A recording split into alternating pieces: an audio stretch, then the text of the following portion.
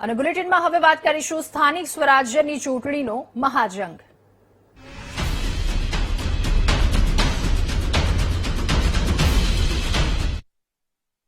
સ્થાનિક સ્વરાજ્યની ચૂંટણી હવે ખૂબ નજીક। આ ચૂંટણી માટે ભાજપ એક્શન મોડમાં આવ્યું છે। સ્થાનિક સ્વરાજ્યની ચૂંટણી માટે કોઈ પણ ક્ષણે ભાજપ ઉમેદવારો જાહેર કરી શકે છે।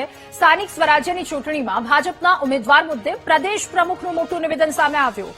સ્થાનિક સ્વરાજ્યની ચૂંટણીનું બ્યુગલ વાગી ચૂક્યું છે। જગદીશ વિશ્વકર્માએ કહ્યું, નિરીક્ષકોએ સેન્સ પ્રક્રિયા પૂર્ણ પણ કરી છે અને આગામી દિવસોમાં ચૂંટણી કમિટીની જાહેરાત કરશે, બેઠક જાહેરાત કરશે અને બેઠક બાદ ભાજપ ઉમેદવારોની જાહેરાત કરવામાં આવશે। જગદીશ વિશ્વકર્માએ કહ્યું,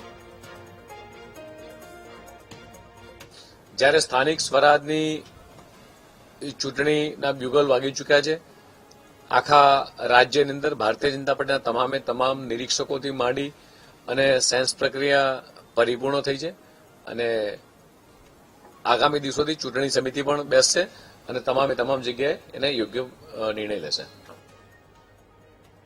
અને કોંગ્રેસે જાહેર કરેલી ઉમેદવારોની પ્રથમ યાદીમાં જૂના નેતાઓના નામ નહીં। રાજકોટના કેટલાક નેતાઓ કે જેમના નામ હજુ પણ જાહેર નથી થયા, પૂર્વ શહેર પ્રમુખ અતુલ રાજાણી, વશરામ સાગઠિયા, ગાયત્રીબા વાઘેલાના નામ નથી જાહેર થયા।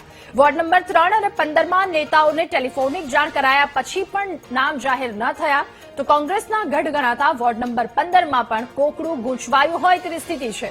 પૂર્વ કોર્પોરેટર પ્રવીણ સુરાણીને પણ ટિકિટ ન અપાઈ તો કોંગ્રેસથી નારાજ પ્રવીણ સુરાણી કે જેઓ ભાજપનો ખેસ ધારણ કરે તેવી શક્યતાઓ પણ વ્યક્ત કરવામાં આવી રહી છે। પ્રથમ યાદીમાં કોંગ્રેસે 40 ઉમેદવારોના નામ જાહેર કર્યા હતા। હજુ 32 જેટલી બેઠક પર ઉમેદવારોના નામ જાહેર થવાના બાકી છે।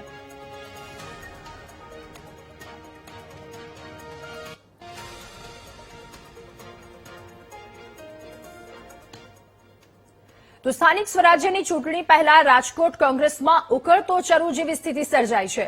વોર્ડ નંબર 13 અને વોર્ડ નંબર 12માં પાર્ટીની અદલા બદલીના ખેલથી જૂના જોગીઓ નારાજ થયા। વોર્ડ નંબર 13માં ઓબીસી સમાજના અંજના પંચાસરાને ટિકિટ આપતા અસંતોષ જોવા મળ્યો તો કમલેશ કોઠીવાડને વોર્ડ નંબર 12માં ધકેલી દેતા પૂર્વ કોર્પોરેટર જાગૃતિ ડાંગર નારાજ થયા છે।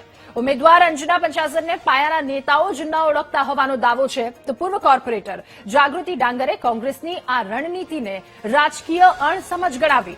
કહ્યું કે અંજનાને મેદાને ઉતારી અને કોંગ્રેસ કયા વિજયના સપના જોઈ રહી છે। અજાણ્યા ચહેરાને ટિકિટ આપી પક્ષે વોર્ડ નંબર 13માં મુશ્કેલીઓને નોતરી છે। જાગૃતિ ડાંગરની આ વાતથી સંકલનનો અભાવ કે પક્ષમાં ભંગાણ એક મોટો સવાલ થઈ રહ્યો છે। પાર્ટીએ જે નિર્ણય લીધો એ શિરોમાન્ય છે।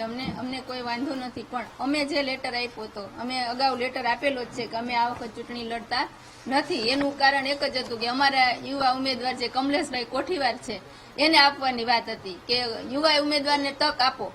અમે 2 વખત લડ્યા, આ વખત કમલેશભાઈને તક આપો તો કમલેશભાઈને મોકલી દીધા 12 નંબર વોર્ડમાં। અને તમે જાણો છો કે અમારું કામ જે રીતે તમે અમને હાઇલાઇટ કર્યા હતા, તમારી હાજરીમાં જ અમારા બધા કામ, જે વખત હું કોર્પોરેટર હતી ત્યારે જે રીતે અમારા કામ હતા એ તમે બધા પણ જાણો છો।